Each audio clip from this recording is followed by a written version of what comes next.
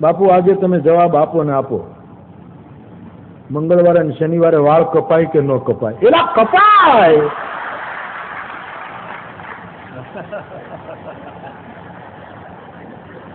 આવી નાની નાની બાબતમાં શું ડરો છો યાર? મંગળવારે અને શનિવારે આ કોકે એવું ઠીક છે હશે કાંઈક એના કારણ, પણ એ બધી આઉટ ઓફ ડેટ વસ્તુ થઈ ગઈ છે બધી. એની ડેટો બધી એક્સપાયર થઈ ગઈ સાહેબ. હવે ફેંકી દો. શનિવાર પછી બીજે દિવસે રવિવાર, શનિવારે તો કરાય, મંગળવારે એમાં કોઈ વાંધો નથી. પણ તમને પછી મનમાં બીક હોય તો ન કરાવવું. એમાં પૂછ શું કરો છો?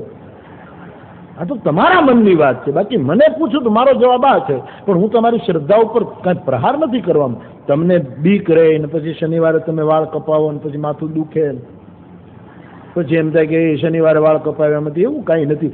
ઈશ્વર એટલો બધો તમે હળવો માનો છો કે તમે કયા દિવસે દાઢીયું કરો છો એ ધ્યાન રાખે?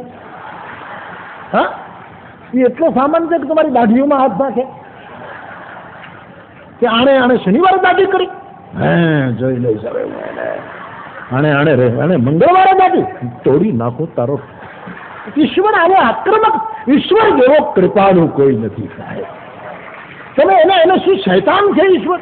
આ ઈસાઈ ધર્મોમાં અને અમુક ધર્મોમાં એક શૈતાનનું પાત્ર ઉભું કરવામાં આવ્યું. ઈશ્વર શૈતાન નથી, ઈશ્વર કૃપાળુ છે, પરમ કૃપાળુ છે, પરમ ઉદાર છે. શનિવારે થાય ને રવિવારે થાય ને એવું કઈ.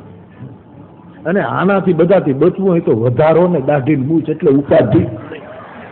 કે દિવસે કપાવવું ને કે દિવસે કાંઈ માથે દાઢી મૂછ વધારો ને બસ. અને ફાયદા કેટલા? બહુ ફાયદા. કોક આપણને ભાડે ત્યાં જ પ્રણામ કરે, બાપજી નમસ્કાર. હા, મુંડન કરાવો તોય ફાયદા અને જટા વધારો તોય ફાયદા. મુંડાએ 3 ગુણ, સિરખી મીટે ખાજ, ખુજલી મટી જાય.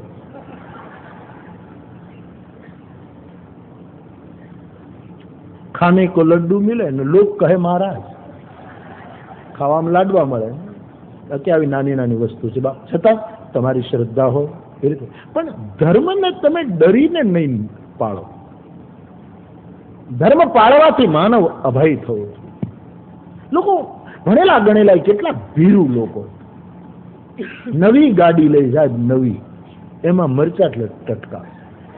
એટલે મરચા મોરારી બાપુના ભજીયા માટે હોવા જોઈએ. એને કઈ મોટરમાં લટકાવવા માટે મરચા? તમે મરચાનું તમે શું કામ એને સ્થાન ભ્રષ્ટ કરો છો? મરચાઓ રાજી નહીં થાય. એક તો બિચારા